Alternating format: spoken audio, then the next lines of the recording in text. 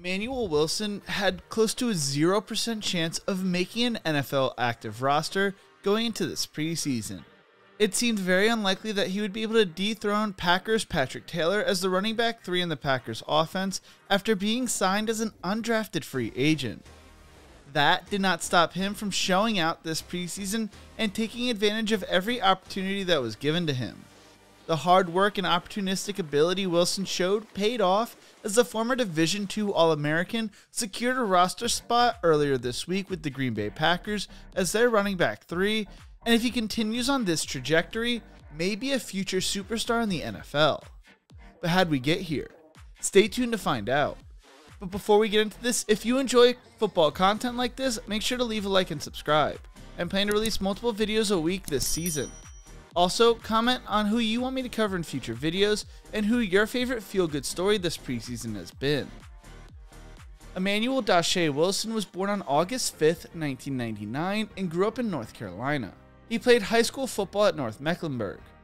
When Wilson was 10, he would lose his father and wanted to quit football after his death.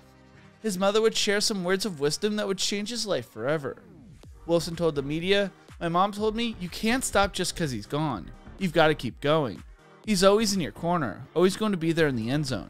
He's always been with me since he died. I can't even explain it. I just know that he's always there for me." Wilson would have memorable games throughout his high school career, including a 301-yard, 3-touchdown night on 16 carries his junior year against Cox Mills. Wilson's performance was the 28th best in Mecklenburg County history and the 3rd best in school history. Former North Mech star Darrell Vereen ran for 320 yards and 306 yards, both in 2006. What made the game even more special is what it meant for the community at the time. Several days before the start of the season, star linebacker Calvin McCollum was involved in a fatal wreck that took the life of a sophomore track star and cheerleader. The Vikings struggled with their emotions and focus and lost the season opener to Lake Norman 34-12 the week before. Wilson's performance helped the community heal. Wilson had a 95-yard score on the first play of the game, as well as an 82-yard and 62-yard score as well. He did all this without even playing in the fourth quarter. His head coach spoke on the junior running back's performance, saying it couldn't have come at a better time for the community and the team. Baker told WBTV back in 2016, "There's no book or manual that says how to handle this. We take it day by day. It was important for our guys to get a win and have some success, and at the end of the day, we're just trying to win football games. For each other, for our school, for our community. And it's good to have some success on the field." As a senior, Emanuel rushed for over 1,000 yards but would fly under the radar as a college prospect. He also had a 28-carry, 271-yard, and 3-touchdown game in a playoff win, as well as 130 yards and 5 touchdown runs alone in a first-half blowout. He averaged more than 8 yards per carry as a high school senior. One of the reasons he did not get much attention coming out of high school was because of his grades. According to the Charlotte Post, Wilson was not the best student in high school, which led to some schools pulling away. Wilson did not even have a 24/7 sports profile or a profile on any major recruiting site. Johnson C. Smith University decided to take a risk on the local running back and gave him a chance. According to the Charlotte Post, JCSU offensive line coach Montez McCray provided encouragement during his recruitment process and convinced Wilson to sign with the Golden Bulls. Wilson explained, saying, "In high school I really didn't have my grades straight. I got my grades straight my senior year, and Coach McCray stayed on me a lot, helped me a lot, and showed me more and treated me more like a family member. I just came here and got the job done. I just wanted to stay close to my family. I just wanted my mom to see me play in the city of Charlotte where I was raised. I just wanted to put the city on my back and show them I could do it." Emanuel would redshirt during the 2018 season because of his academic issues, would show off his abilities early on during the 2019 season. He flashed future stardom in the opener against nationally ranked Wingate with a 54 yards on 16 carries before exploding against Benedict. He scored on a run of 64, 73, and 83 to earn CIAA Offensive Player of the Week honors behind his school record 265 rushing yards on 12 carries, leading the Golden Bulls to a 34-31 win. JCSU coach Kermit Blunt spoke on the performance, saying, "I was waiting for him to get into the fold. Last year he was ineligible because of his academic side of things coming out of high school. We knew he had that kind of potential to be a kind of back, and certainly I'm one of those coaches, if I've got one, I'm going to feed him. He would proceed to rush for 152 yards, 143 yards, 135 yards, and 195 yards in 4 of the next 5 games. He finished the 2019 season rushing for 1,040 yards and 13 touchdowns on 159 carries, with opponents consistently stacking the box against him. He was named CIAA Offensive Rookie of the Year and would transfer to Fort Valley State University, a Division II HBCU, which would lead him to play against tougher talent.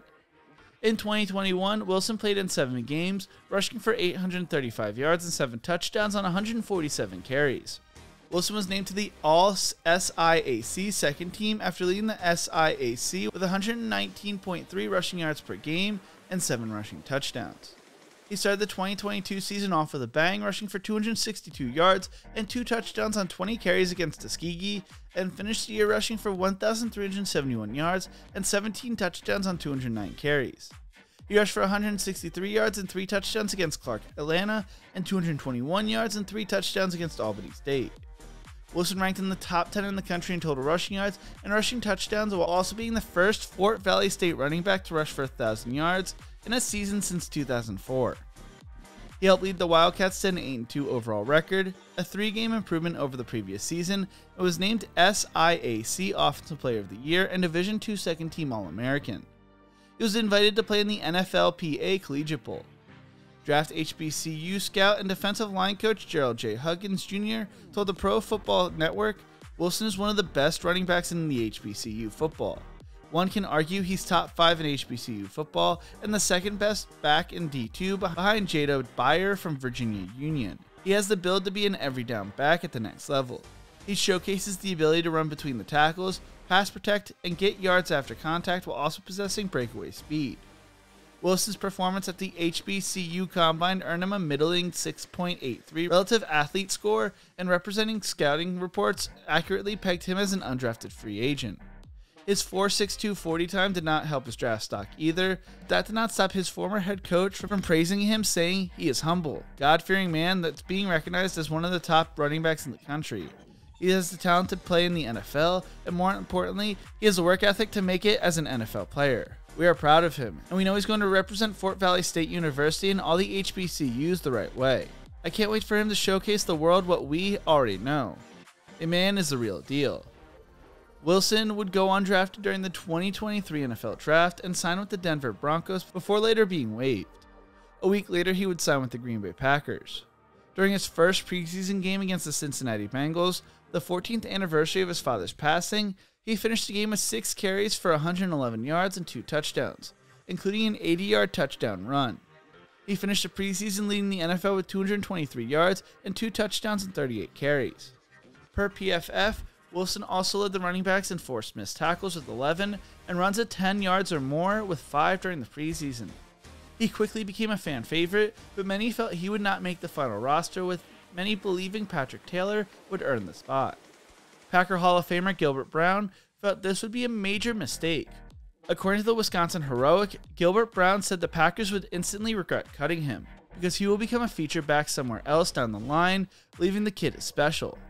Wilson announced on social media earlier this week that he made the 53-man final roster, proving all the doubters wrong and continuing the special journey he has been on.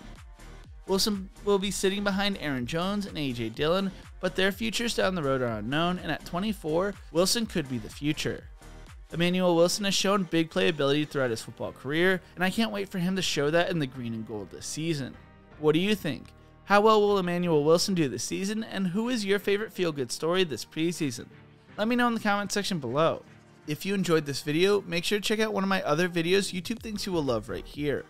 Don't forget to leave a like and subscribe for more college football content.